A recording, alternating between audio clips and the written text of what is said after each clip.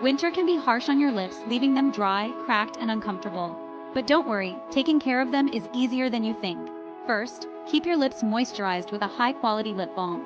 Look for ones with nourishing ingredients like shea butter, beeswax, or petroleum jelly. Reapply throughout the day, especially after eating or drinking. Exfoliate once or twice a week to remove dead skin. You can make a simple lip scrub using sugar and honey. Gently rub it in circular motions and rinse off. This will reveal smooth, soft lips. Don't forget hydration. Dry air coupled with dehydration can make chapped lips worse. Drink plenty of water throughout the day to keep your lips and skin hydrated. At night, apply a thicker layer of lip balm to lock in moisture while you sleep. You can even use a lip mask for an extra boost. And when heading outdoors, protect your lips from the cold wind by covering them with a scarf or using a balm with SPF to avoid sun damage. With these simple tips, you can say goodbye to dry, chapped lips and enjoy soft, smooth lips all winter long. Follow for more winter care tips.